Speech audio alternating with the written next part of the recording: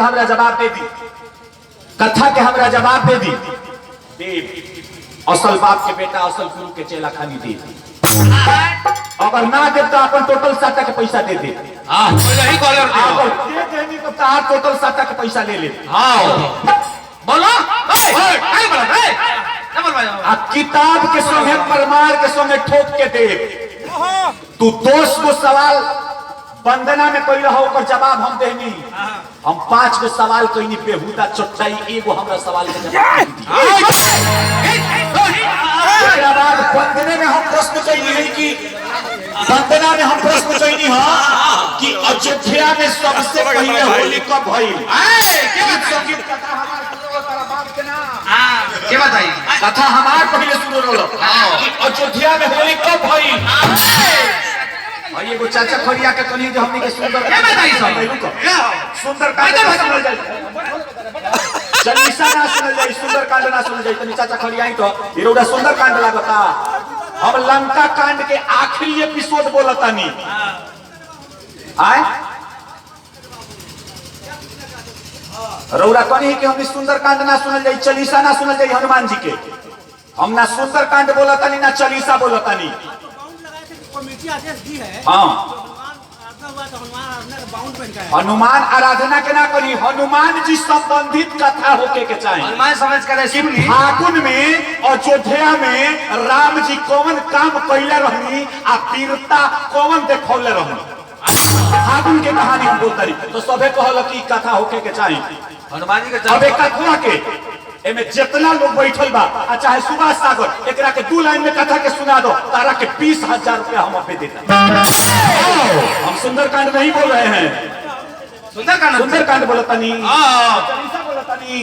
हम जो कथा की ई फागुन के महीना में राम जी लंका विजय प्राप्त करके आईनी तो केकरा के का उपहार देनी उपहार देहल शुरू कईनी तो एगो असुर आ गई। वो असुरवा के नाम ना खाली के बता दे 50,000 रुपया दे के बताई। हम सुंदरकांड गा रहे हैं और भतर बोलता है बताई है। हां बताई ना भतर बोलता भैया 50 रुपए के हाथ हमरा संदीप तिवारी जी के ओर से लागल चिंता नहीं करते बबलू भैया के ओर से भी ढेर सब रुपया लागल। अच्छा हई आ गईनी हमरा सुभाष मित्रा के कबीर के दोहा के बाद बेजोड़ जवाब के ऊपर सुभाष सागर जी के मैंने जवाब देला के ऊपर अच्छा चली जाला। रजिया इंडियन के मालिक अंकित जी के तरफ से 101 रुपया के हाजिरी लगौनी हनुमान जी कल्याण के मनोकामना पूरा। तारा प्यास का औकात है तू बता रहा। रुको भाई रुको तो हमार कथा वहां रहलो कथा शुरू में स्टार्ट कईनी हम तहरा 10 गो प्रश्न के जवाब देनी वंदना में कुछ नहीं तोहनो ना देहलो आके कहानी जो फागुन के दिन में बैठल बानी जा हनुमान जी के ओकरा के बोलत है तू तोहनो ना देहलो आ अपन एगो जवाब मांगता रह हमरा से अपन एगो जवाब मांगता रह आ एगो कथा कहले बानी राजा के ओकरो जवाब दे आइली ना गली फलाना बका ओकरो जवाब दे लेकिन हमरो जवाब तू दो। आ हेतना लोग के सामने कहते हैं साटा के पैसा तिवारी जी उड़ा दे दे लेकिन अगर ना दी है जवाब उनको ना दिया ये हो ना तक एकरा से का होता रहो धारा लेकिन जानता नहीं देता नहीं जवाब का।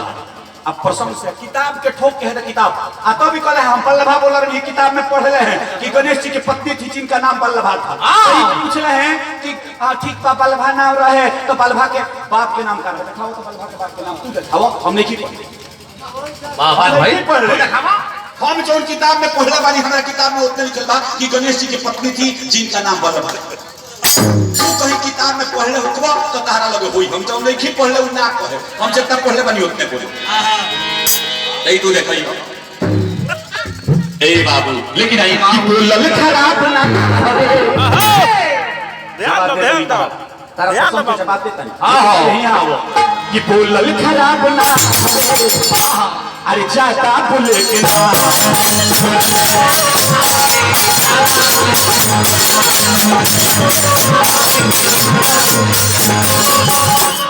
अरे बोलल खराब ना होवे जाता बोले के ना अरे हौसल खराब ना होगी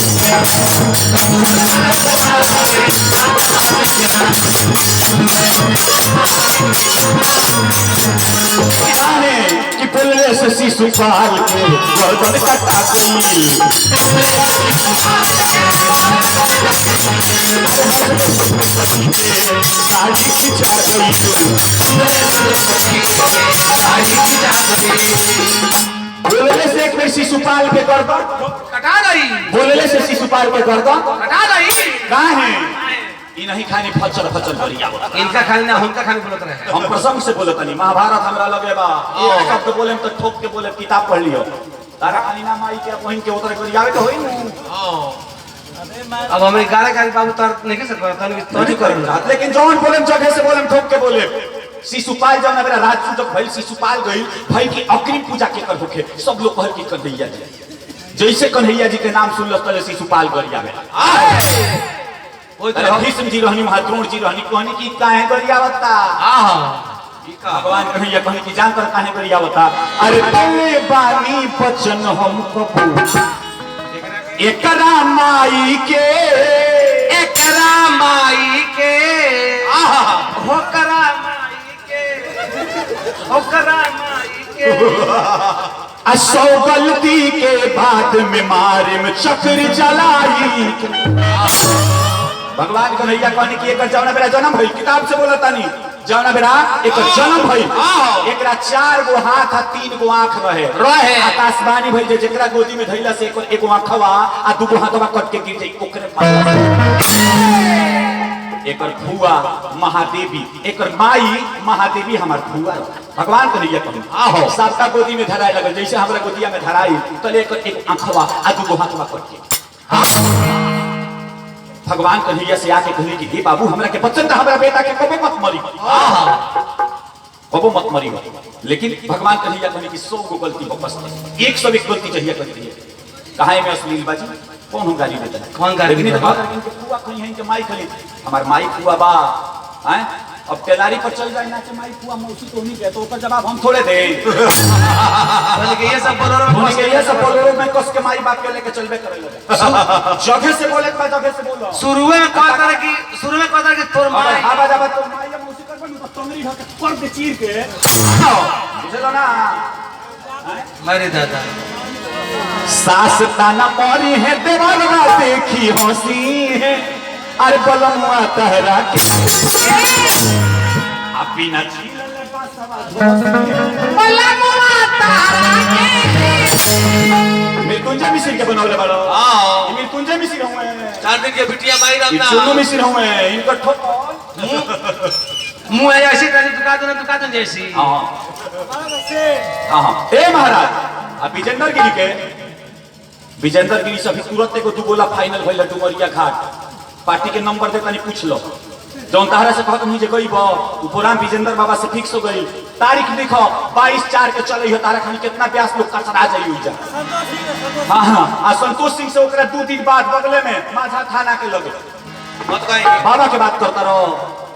अरे गवाओ तन सर गाला पूरी खाता रहा जाके जिया तना जी लो ये से ये तरफ कदम कर आज जैसे 101 गलती शिशुपाल कहिला भगवान कन्हैया चक्र के छोड़ देनी आज चक्र जाके गर्दन काट तू का गाना करियो ई बात यहां बता तो का नाम लेकिन तहरामान के गीत संगीत नहीं खे सुभाष सागर तहरामान के होइले नहीं खे नहीं खे तू जानता है का करो बाबू तहरा से होई ना तू बेटा केनहु चौक पर चली बिछोड़ा